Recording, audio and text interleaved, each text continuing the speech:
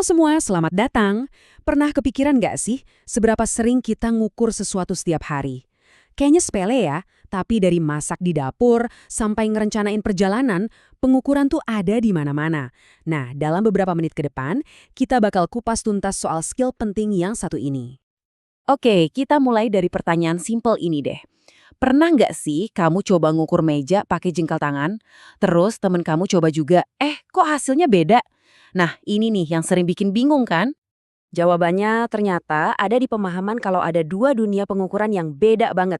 Yang satu itu dunia non-formal, ya kayak kita lagi bikin sketsa kasar gitulah. Cepet, berguna buat kira-kira, tapi ya nggak presisi. Nah, dunia yang satunya lagi itu dunia formal. Ini tuh kayak cetak biru arsitek, detail banget, presisi, dan semua orang bisa pakai dan hasilnya bakal sama. Yuk kita bahas dulu dunia yang pertama. Dunia yang sering kita pakai sehari-hari dan ya yang jadi sumber kebingungan tadi. Jadi, apa sih sebenarnya pengukuran nonformal itu? Gampangnya, ini tuh kayak seni menebak yang terstruktur. Kita pakai alat yang paling gampang dijangkau, tangan kita, kaki kita, apa aja deh, buat dapat gambaran kasar soal ukuran sesuatu. Praktis banget kan? Tapi ya itu, nggak selalu akurat. Dan kita tuh sering banget loh pakai ini tanpa sadar. Jengkal, hasta, depa, bahkan pas kita bilang, tunggu sebentar ya, itu kan sebenarnya satuan waktu nonformal juga. Masalahnya apa? Yaitu tadi, jengkal tangan saya sama jengkal tangan kamu kan beda ukurannya.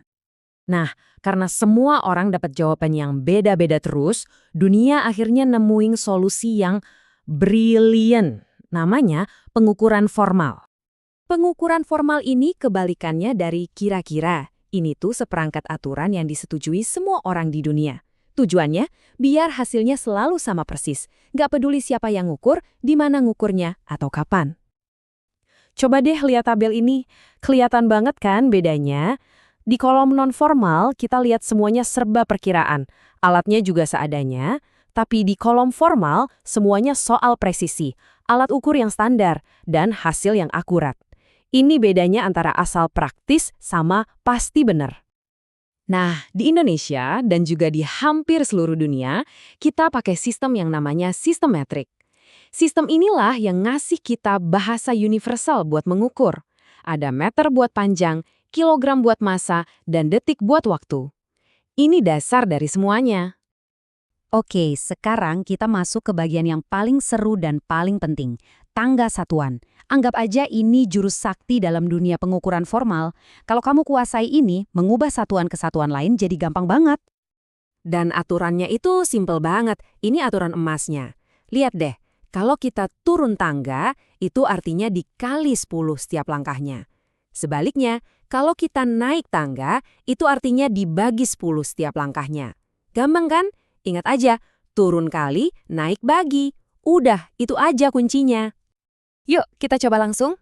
Misalnya, kita mau ubah 2 meter jadi sentimeter. Dari meter ke sentimeter itu kan turun 2 tangga ya? Dari meter ke desimeter, terus ke sentimeter. Nah, karena turun 2 langkah, berarti kita kali 100. Jadi, 2 dikali 100, hasilnya 200 sentimeter. Gampang. Sekarang, kita coba naikin lagi. Gimana kalau 500 cm mau diubah jadi meter? Berarti kita naik 2 tangga. Setiap naik kan dibagi 10. Jadi 500 dibagi 100. Hasilnya 5 meter. Tuh kan, bolak-balik sama gampangnya. Oke, sekarang kita naik level nih. Konsep tangga satuan ini nggak cuma buat ngukur panjang loh, ini juga jadi dasar buat ngitung luas dan volume. Aturannya sama, tapi ada sedikit modifikasi karena dimensinya beda. Pertama, luas. Luas itu 2 dimensi. Bayangin aja kayak kanvas atau tembok yang mau kamu cat. Nah, ruang di permukaan itu yang namanya luas. Makanya satuannya pakai persegi atau pangkat 2, kayak meter persegi. Kalau volume, ini 3 dimensi. Pikirin aja kayak isi dari sebuah kotak atau botol. Ini soal ruang yang bisa diisi. Makanya satuannya pakai kubik atau pangkat 3, kayak meter kubik. Kelihatan kan bedanya? Nah, walaupun aturannya jelas, sering banget loh kita kejebak sama kesalahan-kesalahan kecil. Misalnya, ketuker antara kali sama bagi, atau salah pakai satuan. Tapi tenang, solusinya gampang banget. Kalau ragu, selalu balik lagi ke aturan emas tangga satuan tadi. Sekarang, kenapa sih ini semua penting banget? Jawabannya, ini bukan cuma buat dapat nilai bagus di ujian. Ini tuh skill dasar buat hidup. Kalau kamu jago pengukuran, kamu jadi lebih gampang mecahin masalah. Nggak cuma di matematika atau sains, kamu bisa mikir lebih logis, lebih teliti. Intinya, kamu punya kekuatan buat memahami dunia di sekitar kamu dengan lebih presisi. Keren kan? Oke, sebagai penutup, saya mau kasih tantangan kecil. Sekarang kan kamu udah tahu aturannya. Coba deh lihat sekeliling kamar kamu, benda apa yang pertama kali pengen kamu ukur dengan presisi, bukan cuma kira-kira. Coba deh, pasti seru. Terima kasih udah menyimak.